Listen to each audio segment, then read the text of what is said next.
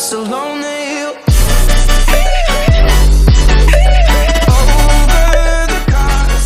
Hello students, welcome back to team teaching. और आज का जो हमारा टॉपिक है वो mainly Muslim scientist, Pakistani scientist के ऊपर है। लेकिन उस टॉपिक को स्टार्ट करने से पहले हम ये टॉपिक ज़रूर देख सकते हैं कि एरर्स एंड एक्यूरेसी। ये इसलिए हम ये पढ़ रहे हैं, ये सिर्फ बहुत 3 डेफिनेशंस है और ज़्यादा कुछ भी नहीं है। और ये सवाल ना शॉर्ट आंसर्स में आ ही जाता है क्योंकि ये पिछले साल भी आया हुआ है। ठीक है, अब हम पढ़ते हैं error and accuracy. In an experiment certain errors में arise due to experimenter or to instrument used to or due to both. We divide these error into 3 categories, namely personal error, systemic error and random error. ठीक है, आगे पढ़ने से पहले हम ये समझ लेते हैं कि एरर और एक्यूरेसी का मतलब क्या है, कि होता क्या है वो। एरर का मतलब है the word error means a mistake or deviation from what is accepted.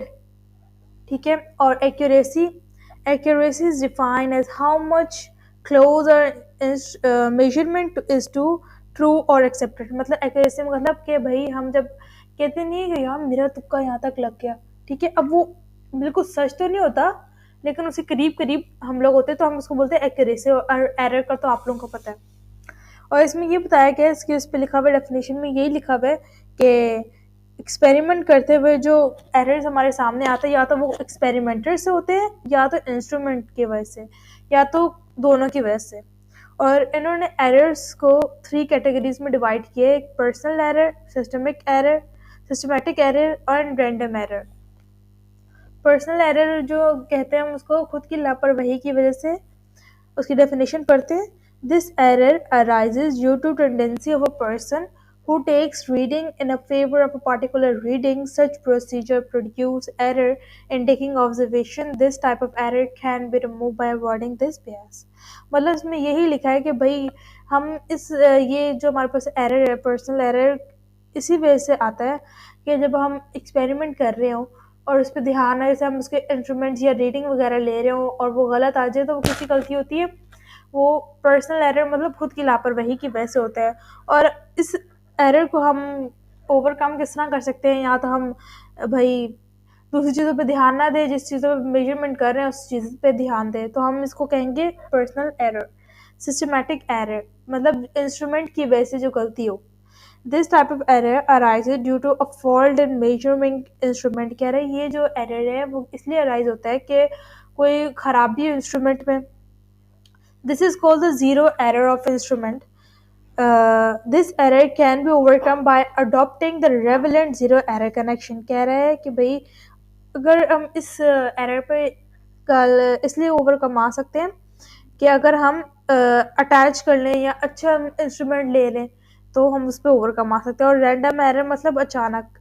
This type of error may arise due to external conditions which are at certain time beyond the control of the experimenter.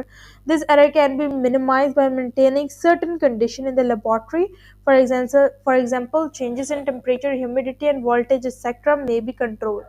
Random error मतलब अचानक error. ये जो error हमारे पास rise होता है वो किस वजह से होता है, या तो हमारे पास टेम्परेचर में जैसे हवा चल रही है, आपको एक्सपेरिमेंट से डिसबैलेंस हो गया, उसकी वजह से खराबी, उसको हम रैंडम एरर कहेंगे। ह्यूमिडिटी नमी की वजह से, या वोल्टेज या लाइट वगैरह चली जाए तो इसकी वजह से जो हमारा एक्सपेरिमेंट खराब हो जाता है उसको हम रैंडम एरर में शुमार करते हैं।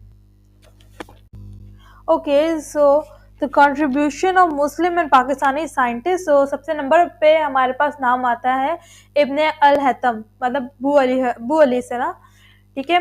तो ये पैदा हुए थे बसरा, मतलब जो इराक में सिटी है बसरा में पैदा हुए। और इन्होंने इनकी जो सबसे मशहूर किताब है ना ऑप्टिक्स पे, वो है किताबुल मनाजिर। ये बहुत शोहरत पाई है इस किताब ने, ठीक है।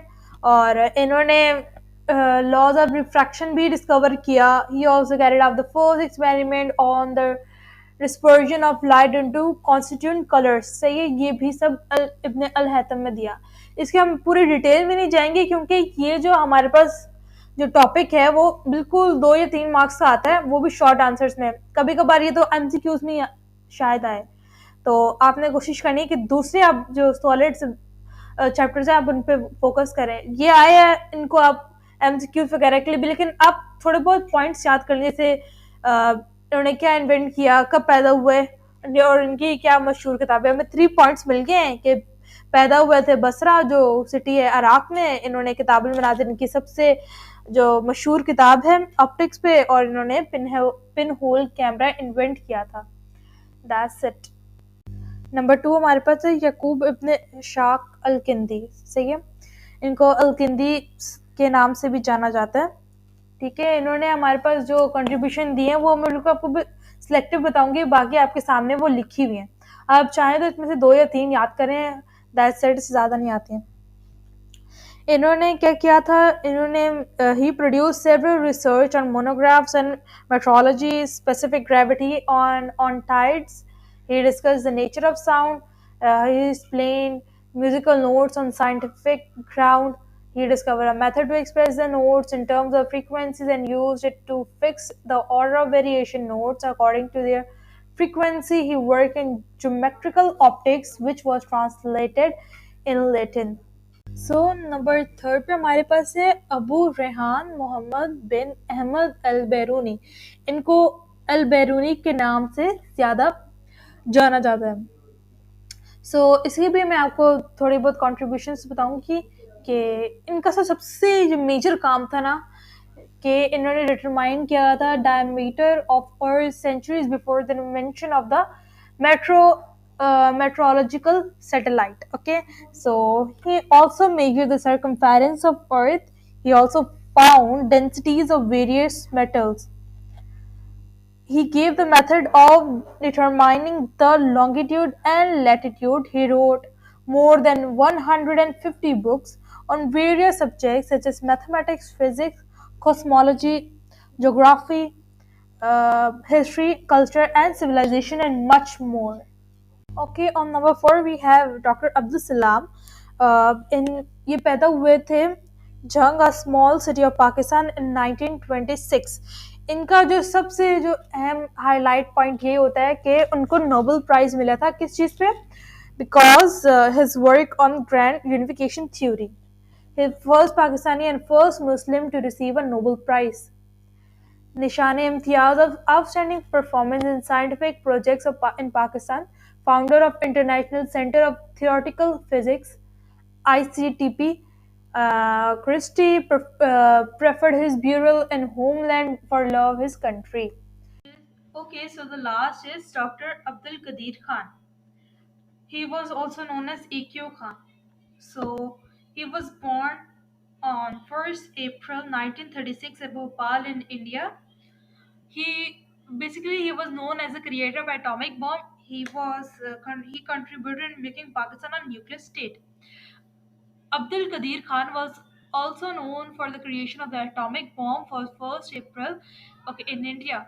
But actually, he's Pakistani and now resides in Islamabad. His main field was metallurgical engineering, in which he excellent, and this was the reason why he was the senior scientist in the project 706, the making of atomic bomb. After many experiments and tests, the atomic bomb was ready on 20th May 1998 and Pakistan became the nuclear power. For this invention, Abdul Qadir Khan is also awarded with the Nishan-e-Imtiaz and Hilal-e-Imtiaz.